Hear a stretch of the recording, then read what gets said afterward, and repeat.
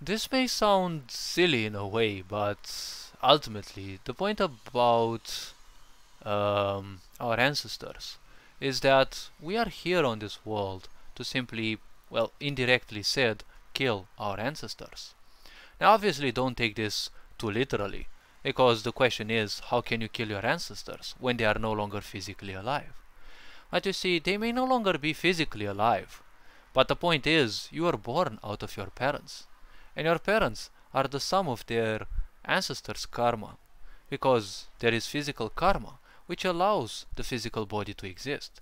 It is technically the structure that shapeshifts your physical body, and based on certain rules of the karma that you as a being had before you embodied the physical body, as well as your parents, you actually get certain perks, right? Like certain sensibilities to certain diseases, those who are transmitted through birth, or certain aspects of talent, ingenuity. Depending on the quality of your parents' physical bodies, you also will attract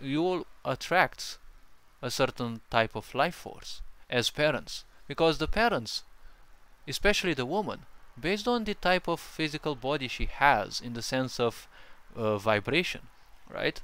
The more calm it is, the more balanced it is, the higher level of life force she can invite in her own body. So therefore, she will have a much brighter and more sensitive being come into the world, instead of superficial people who always mate just because it's an impulse, and therefore they will invite the same level of life force, because there is life force that has all the vibrations.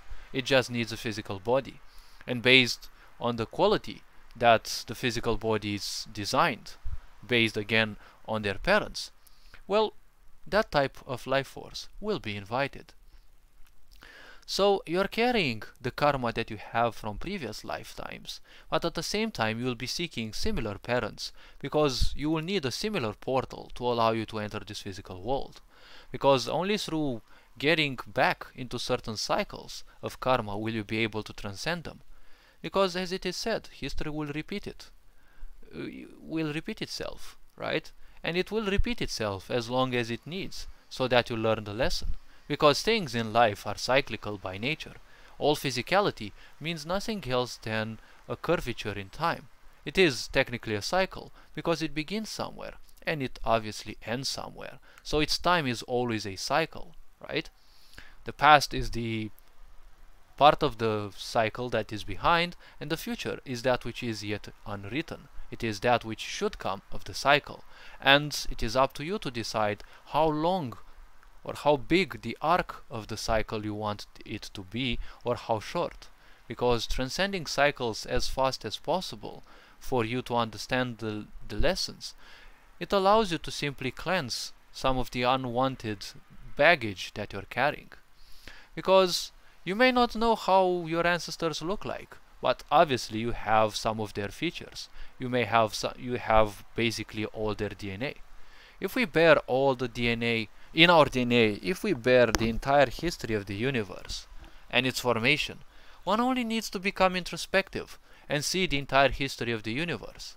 That is how some people, even if they are illiterate, they still know so many things and can explain them so vividly without having any scientific knowledge, and can even beat scientific knowledge and machines, because they know the history is within. Right? We are only using machines because we are ignoring our insides, and we need those machines to present things that our senses cannot simply grasp. And since you have your ancestors' karma as well upon your shoulders, you will have their behaviors. You might not know it, but when you are very young, you're always impulsive, overthinking, abuse on others, self-abuse, right? Any shape of this, right? Any tics of movement that you have, they're all something that has not been cured by your ancestors. So you're carrying your ancestors' load, one may say. You're carrying your ancestors' unwanted luggage. Luggage that they could not transcend, so they carried it into the grave.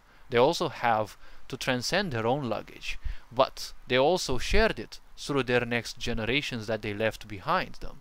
So the point is, you have also gained that luggage. So in case you're wondering why you're pulling yourself down, it's not necessarily because of the people around you. As one wise quote said, if you want to have a good opinion about you, try removing the idiots in your life first.